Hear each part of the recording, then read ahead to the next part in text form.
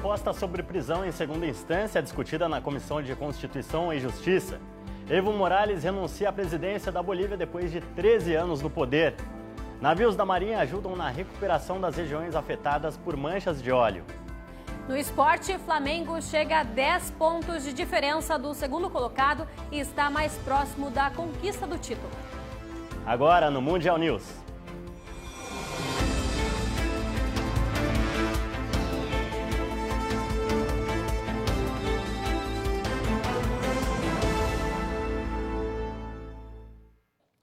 Olá, uma ótima noite para você.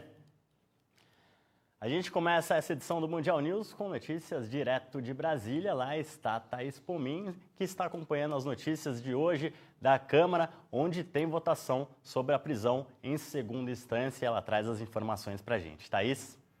Olá, uma boa noite para você, Marcos de Pato. Boa noite a você que nos assiste. Só justificando, eu estou em Brasília acompanhando assuntos de interesse da população que estão em debate no Congresso Nacional. O Congresso, inclusive, hoje debateria a questão da condenação em segunda instância, que tem sido muito falada. Eles estão propondo uma nova PEC para tentar reverter essa situação. Essa reunião de hoje havia sido proposta pelo presidente da CCJ na Câmara, o deputado federal Felipe Francischini, mas não aconteceu por falta de quórum essa decisão. Então, veio de convocar essa reunião aí os deputados de emergência para debater essa questão, depois da decisão do STF na última quinta-feira, então, que resultou, inclusive, na soltura do ex-presidente Lula e de diversos presos pelo país, inclusive presos da Operação Lava Jato.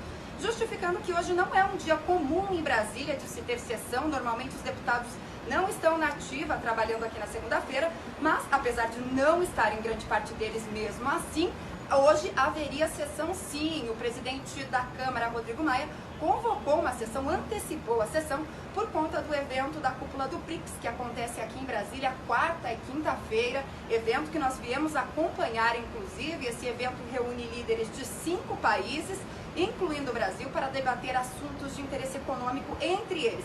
Fazem parte da cúpula do BRICS, Brasil então, China, Índia, África do Sul e a Rússia. E nós viemos acompanhar esse evento, inclusive, e trazer assuntos de interesse da população que serão debatidos aqui. Volto com vocês. Obrigado, Thaís. E ainda continuando nesse assunto, lá de Brasília, o líder do governo na Câmara, Major Vitor Hugo, do PSL, disse nesta segunda-feira que votaria a favor da proposta que busca estabelecer a execução da pena depois da decisão judicial em segunda instância. Tema em discussão hoje na Comissão de Constituição e Justiça da Câmara. O alvará de soltura do ex-presidente Lula se baseou na decisão tomada na última quinta-feira pelo Supremo Tribunal Federal, que proibiu prisões de réus condenados em segunda instância para cumprir pena. Agora, a prisão só pode acontecer após o trânsito em julgado, ou seja, depois de esgotados todos os recursos. O petista cumpria pena no processo da Lava Jato, referente ao triplex do Guarujá, no qual foi condenado a 8 anos, 10 meses e 20 dias pelos crimes de corrupção e lavagem de dinheiro. Processo que ainda tem recursos pendentes no Superior Tribunal de Justiça e no próprio STF.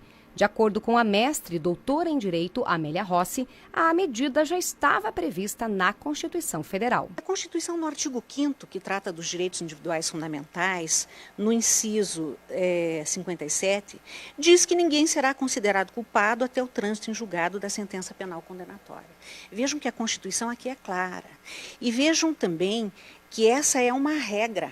Não é nenhum princípio. O princípio da presunção de inocência está por trás dessa regra.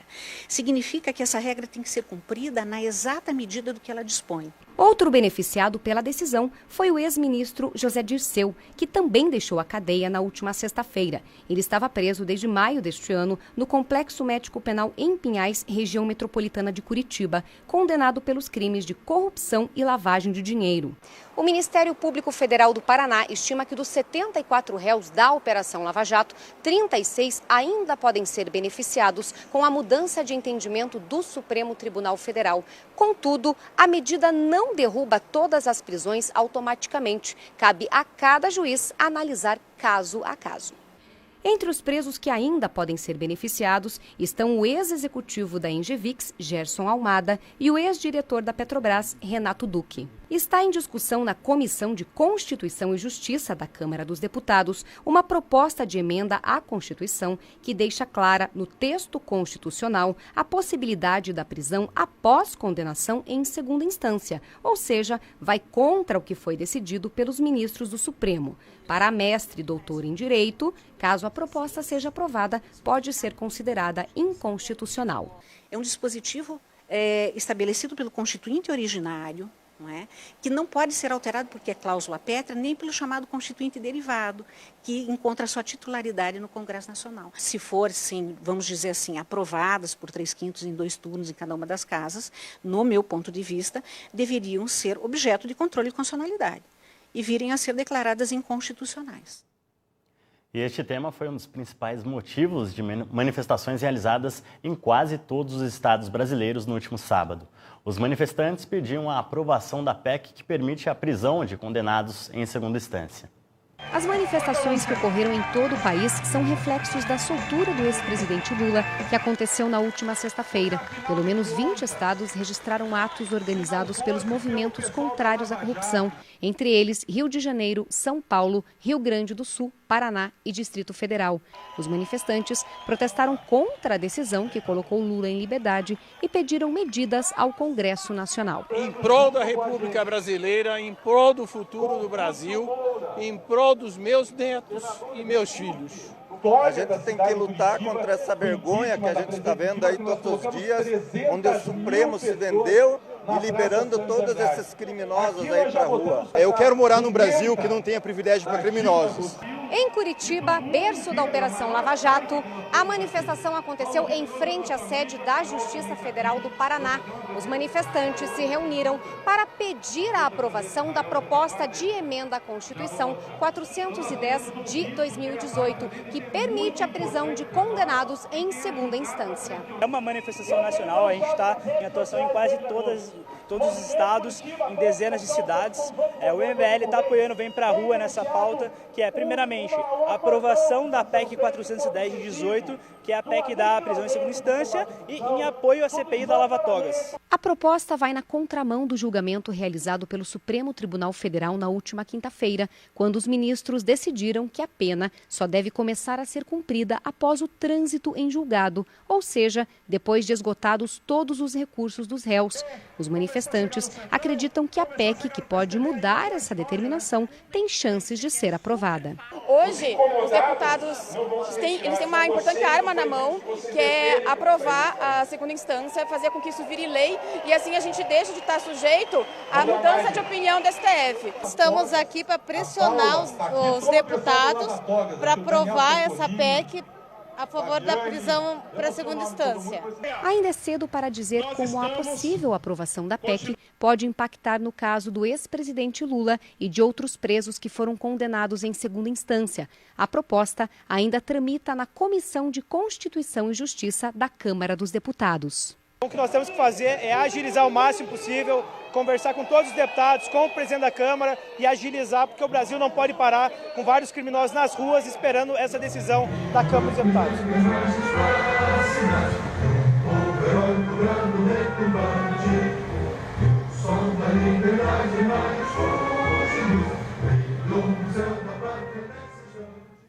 Ainda com assuntos políticos e polêmicos, nesse domingo, Evo Morales renunciou à presidência da Bolívia e ainda não está certo quem vai substituí-lo. Há menos de um mês, ele foi eleito em primeiro turno em eleições gerais. Entenda agora os motivos que levaram à renúncia do ex-presidente boliviano.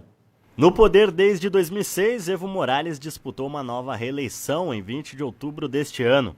Depois de ter a candidatura contestada por meio de um referendo feito em 2016, Evo foi autorizado pela Justiça Eleitoral a tentar um quarto mandato em 2018. O argumento da contestação era que o limite de mandatos viola a garantia constitucional de que qualquer cidadão tem o direito de se candidatar. Mesmo antes do fim da contagem dos votos de outubro, protestos tomaram as ruas da Bolívia. Simpatizantes de Carlos Mesa, opositor de Evo, denunciaram fraudes na apuração. Depois de dias de indefinição, a autoridade eleitoral declarou que Evo Morales estava eleito pela quarta vez. Para ganhar em primeiro turno, ele precisava de 10 pontos de vantagem sobre o segundo colocado.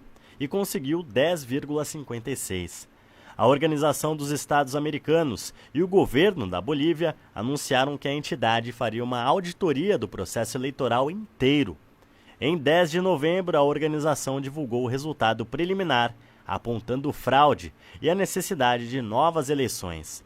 Naquele momento, Evo já tinha perdido o apoio dos militares, que se recusavam a reprimir manifestações. Os chefes das Forças Armadas e da polícia pediram então que Evo deixasse o cargo para pacificar o país.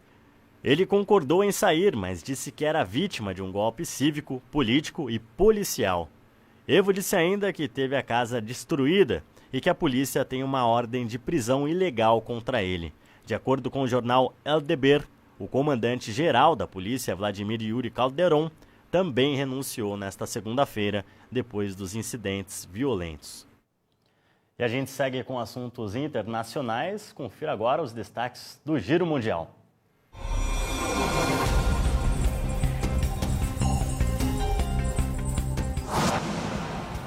Começamos o Giro Mundial desta segunda-feira com notícias do ciclone Bulbul, que atingiu países do continente asiático no último final de semana. Pelo menos 13 pessoas morreram em Bangladesh e na Índia. Em comunicado oficial emitido na manhã de hoje, 30 pessoas ficaram feridas e mais de 6 mil residências foram danificadas. Os ventos chegaram a 120 km por hora. Na Austrália, os incêndios florestais que atingem o leste do país deixaram 3 mortos e mais de 150 casas destruídas. Milhares de pessoas foram obrigadas a abandonar suas residências. O primeiro-ministro australiano disse na manhã de hoje que o exército pode ser convocado para ajudar os 1.300 bombeiros que trabalham para eliminar os focos do fogo. 70 aviões ajudam no combate às chamas que se estende por 1.000 quilômetros do litoral pacífico. Vindo para a América do Sul, o governo chileno anunciou na noite de ontem o início do processo para uma nova Constituição. A ação deve ser feita através de um congresso constituinte com a participação dos chilenos em um plebiscito. A manobra atende a uma das principais demandas surgidas nos protestos que ocorrem no país. Entretanto, os prazos para a nova Constituição ainda não foram definidos. O atual presidente e líder socialista espanhol, Pedro Sánchez, ganhou sem maioria absoluta as eleições legislativas na Espanha. A extrema-direita tornou-se a terceira força do parlamento espanhol, que deve permanecer bloqueado. Com a contagem quase concluída, o partido do mandatário obteve 120 cadeiras das 350. A oposição ficou com 35 deputados. Essa foi a 4ª vez que os espanhóis foram às urnas em menos de 4 anos. Fechando o Giro Mundial, dezenas de pessoas aclamaram ontem o novo imperador e imperatriz do Japão. O desfile estava previsto inicialmente para o dia 22 de outubro, mas foi adiado em respeito às vítimas do tufão Ágimes, que dias antes causou a morte de mais de 80 pessoas. O percurso de 5 quilômetros durou 30 minutos. O novo soberano japonês sucedeu seu pai e assumiu o poder no dia 1º de maio.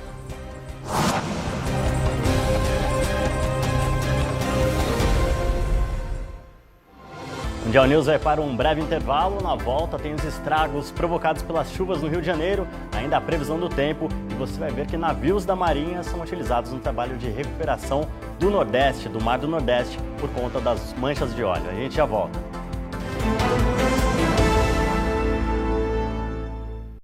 A Academia Brasileira de Honrarias ao Mérito escolheu em 2019 para homenagear a Rede Mundial de Comunicação InterTV e o seu idealizador apóstolo Valdemiro Santiago, com a condecoração ao empreendedorismo nacional e personalidade de destaque no desenvolvimento da sociedade brasileira. Minha comunicação, ela só pode chegar ao povo se Deus me der uma coisa e Ele tem dado.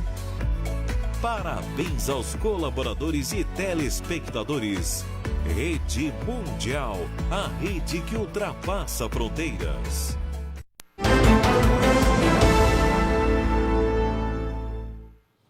Agora são 7h15 e centenas de mães de várias partes do Brasil participaram de um mamaço, uma amamentação coletiva nos jardins do Museu de Arte Moderna, no Rio de Janeiro, nesta segunda-feira. De acordo com os organizadores do evento, cerca de 600 mães participaram do evento, que fez parte da abertura do 15º Encontro Nacional de Aleitamento Materno e do 5º Encontro Nacional de Alimentação Complementar Saudável. Organizado pela Rede Internacional em Defesa do Direito de Amamentar, o ato vai ser feito até a próxima sexta-feira. Os eventos são realizados simultaneamente à 3ª Conferência Mundial de Aleitamento Materno e da 1ª Conferência Mundial de Alimentação Complementar, todos no Centro de Convenções Sul-América, no Estácio. E ainda com notícias do Rio de Janeiro, o município foi atingido nesta segunda-feira por chuva e ventos muito fortes, causando transtornos na cidade. Perto do meio-dia, a capital fluminense entrou em estágio de atenção. Sirenes da Defesa Civil foram acionadas em 7 comunidades. 4 deslizamentos foram comunicados pelo órgão. Felizmente, não há registro de vítima. Vamos ver agora como deve ficar o tempo nesta terça-feira no Rio e também no restante do Brasil.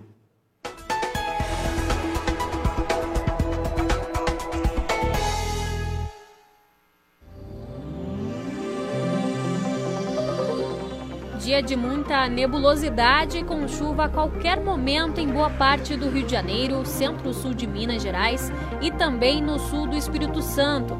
Possibilidade de chuvas fortes com chances de raios também em grande parte da região norte do Brasil e no noroeste do Mato Grosso. No período da tarde pode chover em áreas isoladas do centro-oeste de São Paulo, do Paraná e ainda na faixa oeste de Santa Catarina e também no Rio Grande do Sul. No nordeste o sol deve predominar ao longo do dia. A terça-feira amanhece fria em Curitiba, com mínima de 15 graus. Em São Paulo e no Rio de Janeiro, a temperatura mínima fica nos 23 graus. Em Belo Horizonte, as temperaturas variam entre 20 e 29 graus. O dia vai ser bem quente em Teresina. Os termômetros podem registrar 39 graus. E em Manaus, a máxima pode chegar aos 32. Já estão no Porto de Suape, em Pernambuco, os 2 navios da Marinha, o porta-helicópteros Atlântico e o navio Doca Bahia, para dar continuidade às ações de prevenção e recuperação das regiões afetadas pelas manchas de óleo. As embarcações transportaram cerca de 700 fuzileiros navais e mergulhadores, além de viaturas e equipamentos. Os navios atracaram no porto nesse domingo. Os militares receberam treinamento de equipes da Petrobras e do Ibama e vão atuar na limpeza de manguezais e arrecifes. Equipes de saúde também vão investigar a situação médico-sanitária na região. E ainda falando sobre as manchas de óleo no litoral nordestino, o Ministério da Agricultura informou nesta segunda-feira que os primeiros resultados de exames das amostras de pescado do litoral atingido pelo vazamento de óleo mostram que o produto está próprio para o consumo humano. As amostras foram coletadas em estabelecimentos registrados no Serviço de Inspeção Federal nos últimos dias 29 e 30 nos estados da Bahia, do Ceará, de Pernambuco e do Rio Grande do Norte. E foram analisadas pelo Laboratório de Estudos Marinhos e Ambientais da PUC Rio de Janeiro, a pedido do próprio Ministério.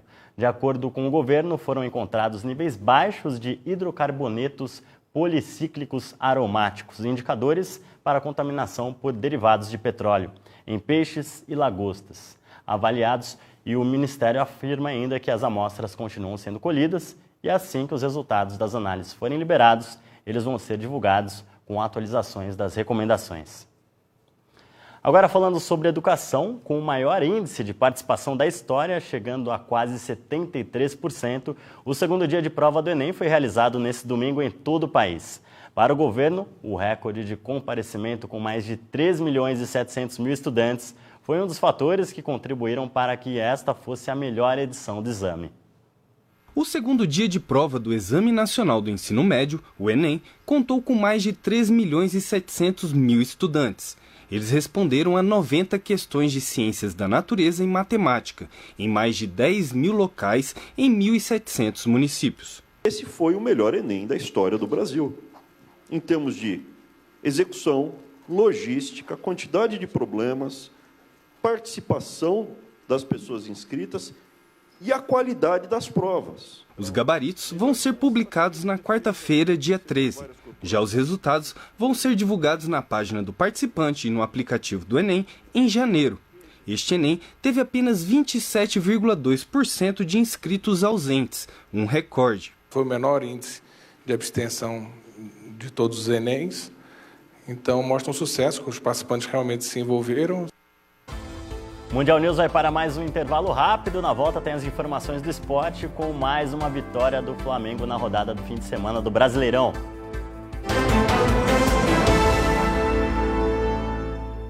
Estamos convocando a massa, convocando o povo de Deus ao Brasil, o livro Aos Pés de Jesus.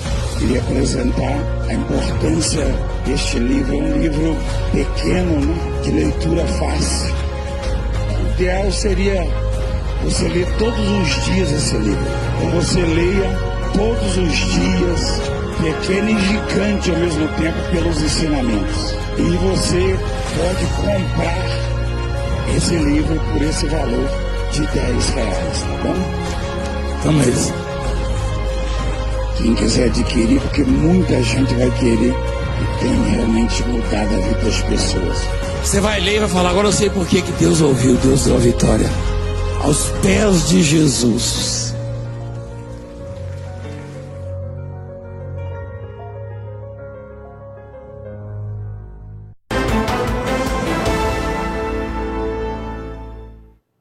Agora, às 7h21, é hora de falar de esporte aqui no Mundial News.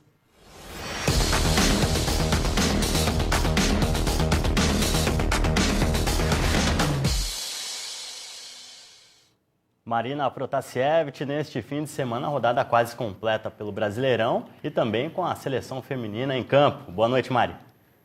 Uma boa noite para você, Marcos de Pato. Pois é, e eu começo falando justamente da nossa seleção feminina. Sob o comando de Pia Sundhage, a equipe encerrou as disputas das datas oficiais da FIFA invicta. A última partida foi na manhã deste domingo pelo Torneio Internacional da China.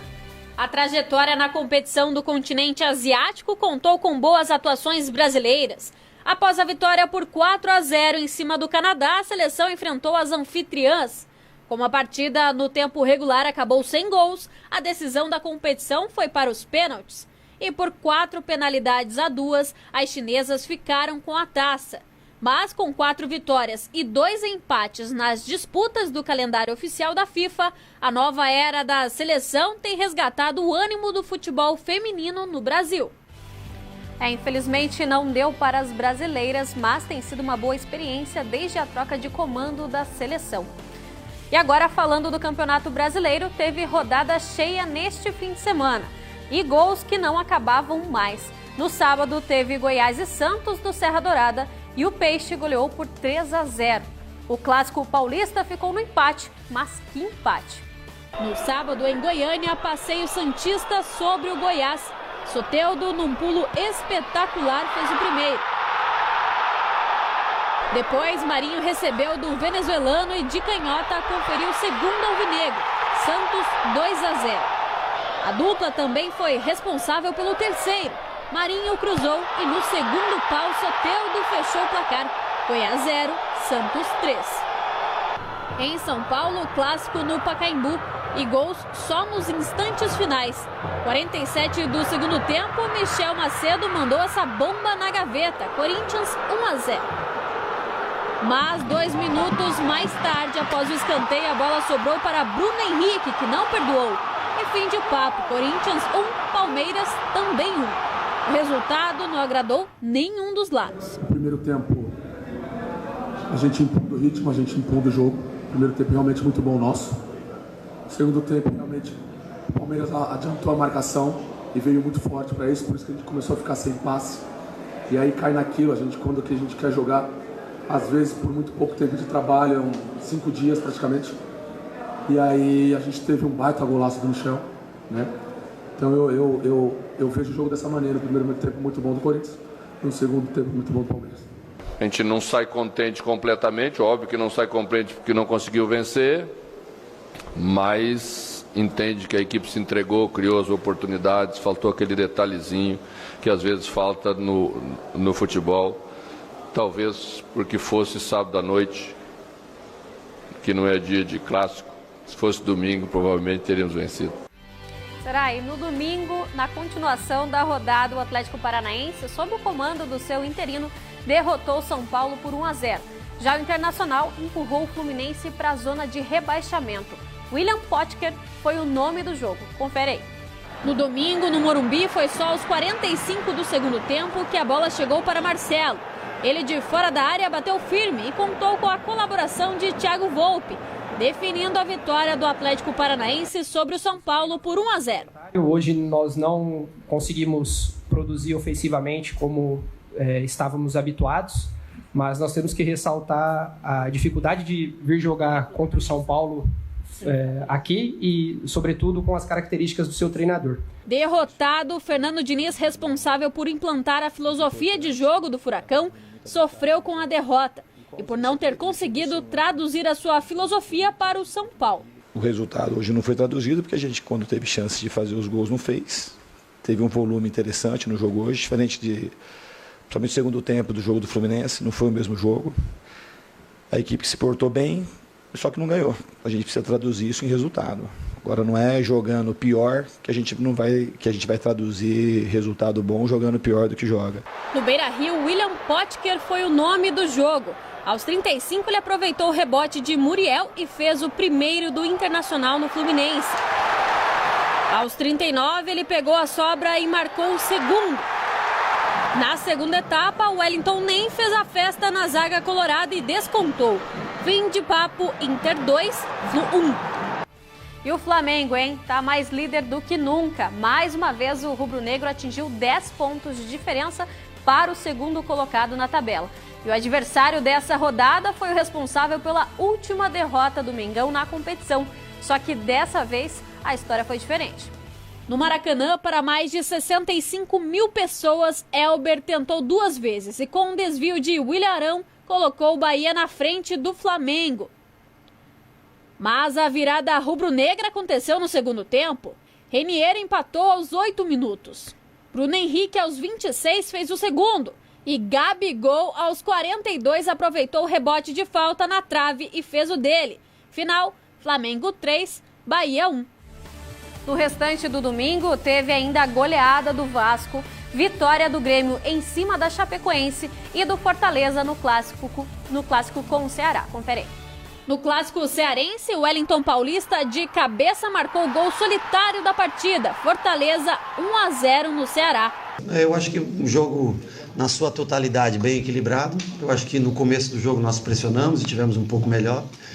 Quando fizemos o gol, depois do gol, 15 minutos, por aí, eu não sei exatamente o tempo do gol, mas baixamos demais as linhas de marcação. Ficamos quase dentro da área, a 10 metros mais baixo, 12 metros do que a gente costuma treinar e trabalhar, mesmo numa situação de pressão. Que baixar da linha do meio-campo significa correr muito risco com um time com jogadores habilidosos, de boa finalização, como é o Ceará. Agora, ganhar um clássico é sempre um fator de trazer confiança, alegria, leveza para se trabalhar. E assim como o Ceará foi vencedor no primeiro turno, hoje nós saímos com um resultado positivo. No Repelé, o Vasco não tomou conhecimento do CSA. Aos 25 do primeiro tempo, Raul marcou esse golaço, 1-0.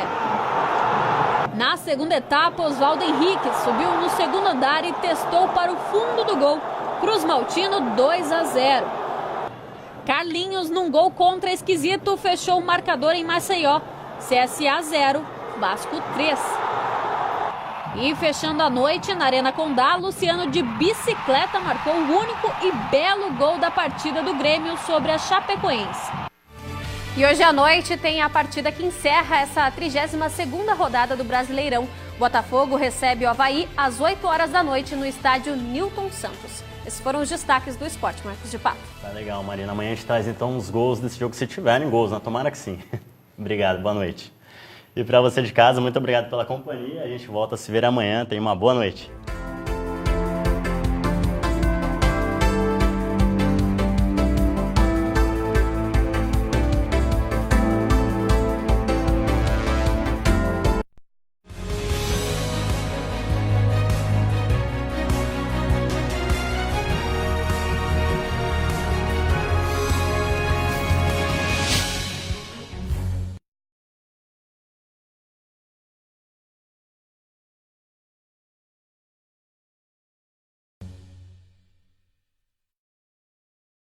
Já pensou ter a oportunidade de colocar em prática o que aprendemos em sala de aula?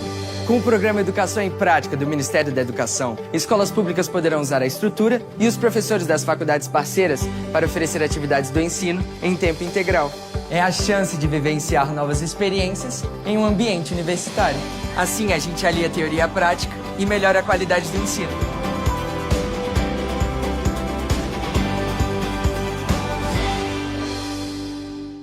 Você que sonha com um aparelho auditivo pequeno, discreto e sempre achou caro, agora é possível com a Telesom. Aparelhos auditivos a partir de R$ 1.900, cobrimos qualquer oferta anunciada. O importante é saber que a Telesom tem laboratórios próprios e tem mais, comprando um óculos na Telesom, você ganha 1 ano de pilhas grátis. Venha para a Telesom. Curitiba, 41 3322 9797.